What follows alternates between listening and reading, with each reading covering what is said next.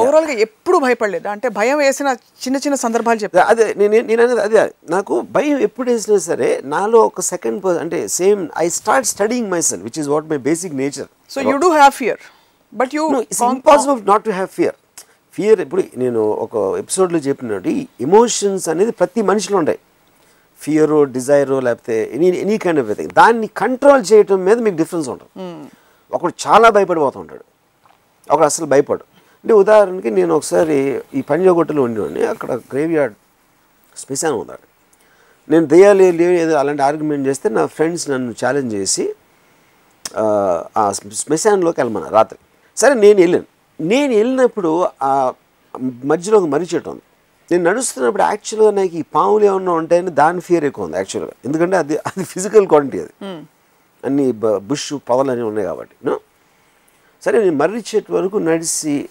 వెళ్ళేప్పటికి సడన్గా ఒక body లేచినాడు shock అయిపోయింది ఆబ్వియస్లీ క్యాసాబ్ ఇద్దరు క్యాకరే అన్నాడు ఆడు సైకిల్ షాప్ కూడా అక్కడ ఉంటాడు చల్లగా లేస్తున్నాడు ఇక్కడ పడుకుంటాడు రోజు వాడు అప్పుడేంటి పాయింట్ ఏంటంటే మాకు ఇమాజినేషన్ లేకపోతే ఏదో ఉంది కాబట్టి పెద్ద ఛాలెంజ్ శ్మశానంలోకి వెళ్ళడానికి అటు శ్మశానం పక్కన సైకిల్ షాప్ వాడు చల్లగా లేస్తుందని ఆడు మర్రి చెట్టు కింద పడుకున్నాడు అంటే వాడికి భయం లేదా నా ఉద్దేశం ఇమాజినేషన్ లేదు వాడికి ఇమాజినేషన్ లేదన్నప్పుడు మీకు ఇప్పుడు ఎందుకంటే ఇప్పుడు ఒక యానిమల్ ఉందనుకోండి ఒక కుక్క ఉంది అది ఏదో సౌండ్ వచ్చినప్పుడు ఉలికి పడుతుంది అంతేకాని కంటిన్యూస్గా భయపడదు దానికి ఇమాజినేషన్ లేదు కాబట్టి సో చాలా మంది మనుషులు అందుకని భయపడరండి because they don't have imagination మీకు ఎంత ఎక్కువ ఇంటెలిజెన్స్ ఇమాజినేషన్ ఉందో కరస్పాండింగ్ ఫియర్ కూడా అంత ఎక్కువ ఉంటుంది సో మీకు కూడా అంత ఫియర్ పొటెన్షియల్ ఉందంటారు లేకపోతే ఇంటెలిజెన్స్ లేదంటారు లేకపోతే నేను హారర్ సినిమా తీయలేను కదా only because of my understanding of fear I can make horror films so beyond in fact ice cream 1 చూసినప్పుడు కూడా చాలాసేపు అమ్మాయి అద్దంలో చూసుకుంటూ ఉంటుంది మన వెనకాల అద్దం నుంచి ఏదో ఒకటి వస్తుంది జీవి ఎక్స్పెక్ట్ చేస్తుంటే ఏమి రాదు you have played on the psychological aspect of people's ability to have imagination వెనకాల నుంచి చేయి వస్తుందా సైకలాజికల్ ఫియర్కి హారర్కి మెయిన్ డిఫరెన్స్ ఏంటంటే ఇప్పుడు హారర్ అనేది డోంట్ లుక్ టర్న్ అంటే పక్క చూసేస్తారు భయం అనేది because it's like I said it's in the mind you know రెండో పాయింట్ ఏంటంటే ఒక అన్నిటికన్నా ఎక్కువ భయం నా ఉద్దేశంలో ఎప్పుడు వేస్తుందంటే నాట్ బికాజ్ యూ సీ దెయ్యం లేకపోతే ఒక వికృత ఆకారం లేకపోతే దానికన్నా ఎక్కువ మీకు తెలిసిన suppose let's say husband and wife వాళ్ళు బెడ్రూమ్లో పడుకుని ఉన్నారు వాళ్ళు ఎన్నో ఏళ్ళ నుంచి కాపురం చేస్తున్నారు హస్బెండ్ రాత్రి 2:30కి ఎందుకు సడన్గా మెలకు వచ్చి కళ్ళు తెరిస్తే లైట్స్ వేసి ఉన్నాయి ఎంత అయింది టైం అనేది రాత్రి 2:30 అయింది ఇలా చూస్తే బెడ్రూమ్ తలుపు తీసుంది హాల్లో కూడా లైట్లు వేసి ఉన్నాయి ఇదేంటి అని పిలిచాడు వైఫ్ని తను పలకలేదు ఏంటని లేచి హాల్లోకి వస్తే అక్కడ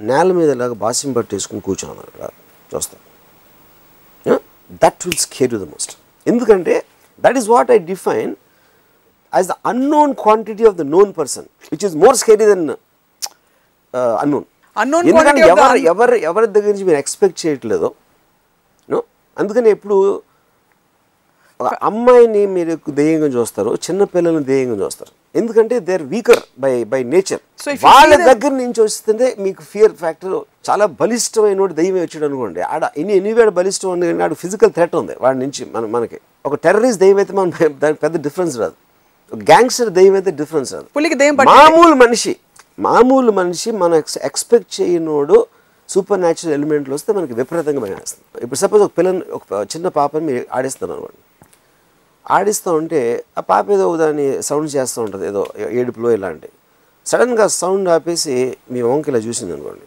అంటే అలాంటి ఎక్స్ప్రెషన్ మన అసలు చైల్డ్లో ఎప్పుడు ఇమాజిన్ చేయం వణుకు వచ్చేస్తుంది especially because of the smallness of the child అదే అడల్ట్ చేస్తే మీకు అనిపించదు so that is what I mean what you take for granted behaving in a manner which you never expected అది మ్యాక్సిమం లేకపోతే the unknown quantity of the known person ఎందుకంటే 15 ఏళ్ళ నుంచి మీకు తెలుసు అతను మీకు తెలుసు అనుకుంటున్నారు సడన్గా తను చేసిన ఒక పని మీరు ఎప్పుడు చూడలేదు అంతవరకు అక్కడ అసలు అంటే which means it is destroying every foundation of the whole relationship in one gesture ఇది fear of unknown and fear in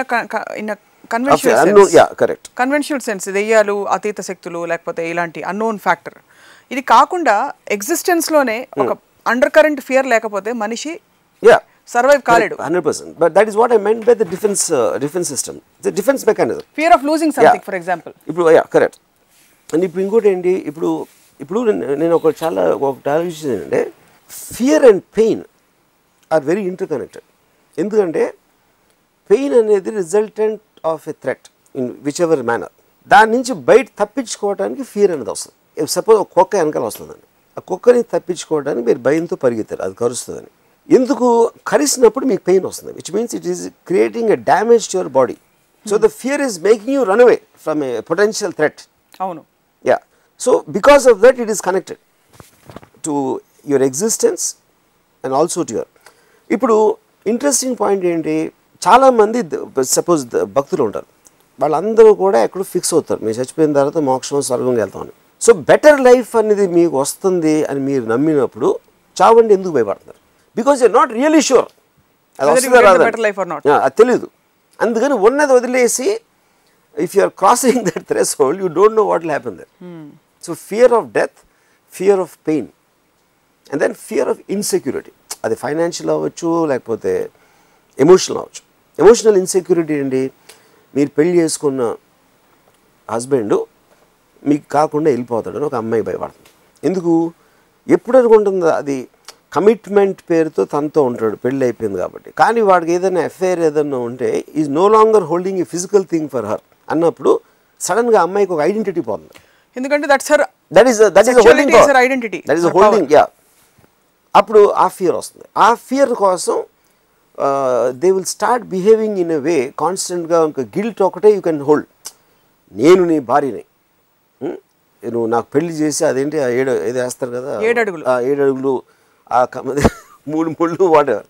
అది ఒక రిలీజియస్ సోషల్ శాంక్షన్లోంచిన ఒక అగ్రిమెంట్ కైండ్ ఆఫ్ దాంతో you are trying to control the feelings. ఎందుకు, fear of losing the man. You know, losing the man ఒకటి, losing the identity also. సడన్గా your అంటే you're out in the open, you do not have identity. లేకపోతే ఇంటికి వెళ్తాం, మొగుడు ఉన్నాడు, పిల్లలు ఉన్నారు, దేవుడు ఉన్నాడు, ఈ బిలాంగింగ్స్ అనేది ఉన్నాయి కాబట్టి మీకు ఒక ఐడెంటిటీ వస్తుంది. ఎప్పుడైతే అవి పోతాయి అనుకున్నప్పుడు భయం వస్తుంది. So strictly following. అందుకని దేవుడు అర్థమైన దేవుడికి దండం పెట్టేద్దాం, ఈ గుడ్ మార్నింగ్ చెప్పేద్దాం బాస్కి, లేకపోతే ఐ లవ్ యూ అని చెప్పేసుకుందాం. ఈ కంటిన్యూస్గా చెప్తున్నప్పుడు you will feel that sense of security, social security అక్కడి నుంచి వస్తుంది. డైరెక్ట్గా దావుద్ ఇబ్రాహిం చోటారాజన్ మీద సినిమా చేస్తున్నా, లేకపోతే ఫలానా పరిటాల రవి మద్దెల చెరు సూర్ మీద చేస్తున్నాను, అది అనౌన్స్ చేసి చేయటం అనేది they think it is a coming out of an extreme recklessness, not Fearing the consequences. So మీరు ఎక్కువగా దేని చూసి భయపడ్డారు?